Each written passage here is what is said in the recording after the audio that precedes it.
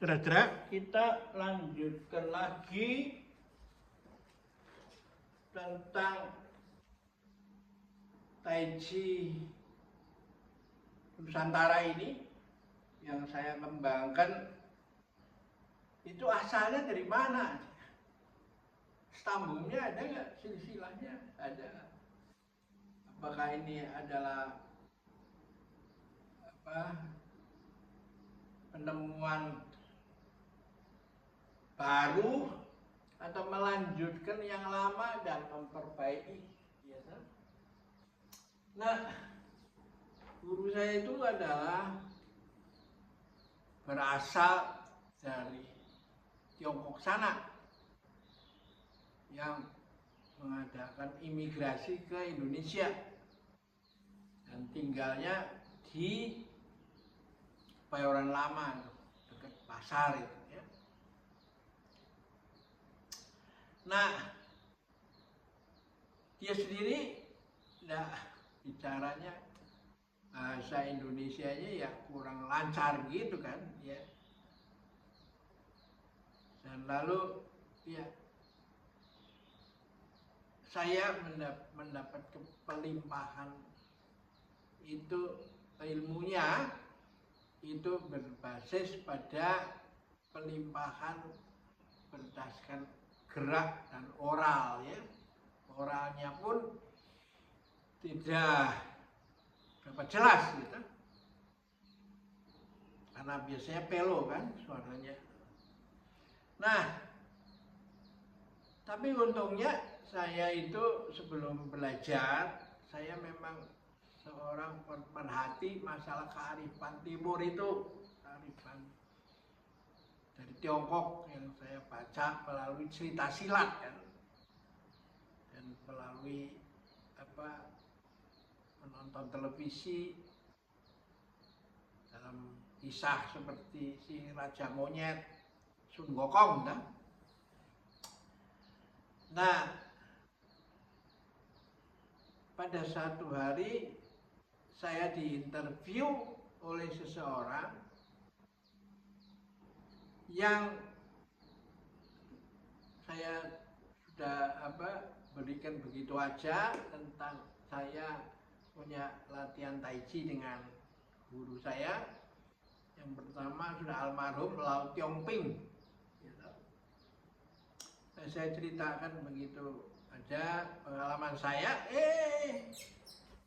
Setelah itu tiba-tiba dia muncul dan menyerahkan buku ini, melacak jejak kungfu tradisional di Indonesia. Bukunya setebal begini. Dan hasil wawancara saya dimuat di sini, ya kan? Buku ini. Ya. Jadi sebenarnya ini mau menunjukkan bahwa sudah terjadi cross cultural fertilization, penyerbukan silang budaya yang ratusan tahun lalu. Ya. Terjadi di Indonesia ini ya. Dan di dalam buku ini saya jelaskan tentang guru saya dan anak satu-satunya yang meneruskan ilmu ini, yaitu Antoni Saputra, yang dikenal suka dipanggil dengan Taan. Anak yang lain perempuan dan yang juga laki-laki juga nggak ada yang tertarik itu. Jadi memang kita nggak bisa paksakan Tai Chi itu sebagai judo, gitu. Nah, dalam buku ini Anda akan melihat berbagai aliran kungfu yang ada di Indonesia itu. Dan lalu mau menunjukkan bahwa menyerbukan silang budaya itu bukan hanya dalam literatur, gitu. Karena banyak kan ada gap antara yang bisa bahasa Mandarin sama yang bisa menjelaskan dalam bahasa Indonesia yang jelas. Karena ya kendala bahasa itu antara yang sender, pemancarnya, dan lalu receivernya, murid-muridnya toh. Nah, tapi yang menarik adalah ketika saya jalan pagi dengan membawa tongkat gitu, dan ketemu berpapasan dengan orang yang rombongan jalan kaki juga, meskipun dari berbagai etnis, mula-mula mereka bertanya, "Wah Pak, sakit apa Pak?" Lalu saya menjelaskan, dikira mbak tongkat itu karena sakit.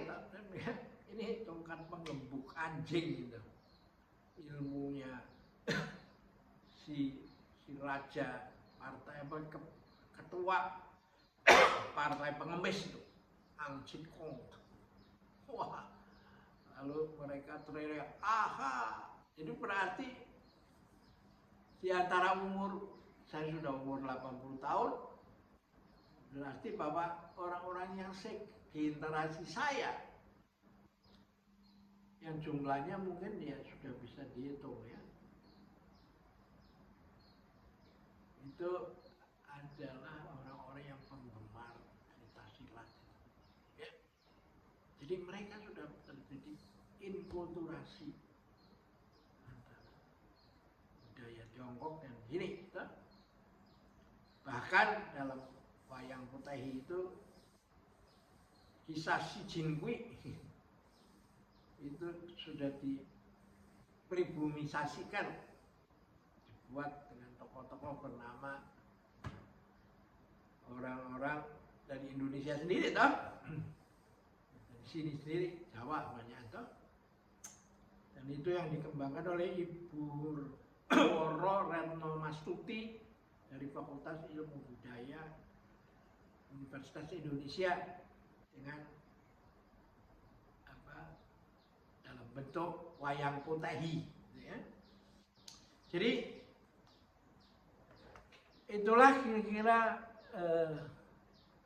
sekilas yang Anda bisa, nanti kita yang berminat ya kita bisa sambil minum kopi membahas ini lebih lanjut kan, karena saya juga perlu bahan-bahan untuk memperkaya pengetahuan saya sendiri, gitu. Jadi ini bukan instant culture yang ikut mode sekarang pada latihan Tai Chi, tapi itu sudah lama sekali berkembang. Dulu namanya Taekekun dalam bahasa Hokkien, sekarang menjadi Tai Chi Chuan. Lama-lama Chuan itu adalah kekepalan, karena yang kita kenal ada kungfu, ya. Sedangkan Tai Chi itu sudah mengarah kepada ilmu untuk hidup sehat, ya. Sehingga namanya lebih sekarang dikenal Tai Chi.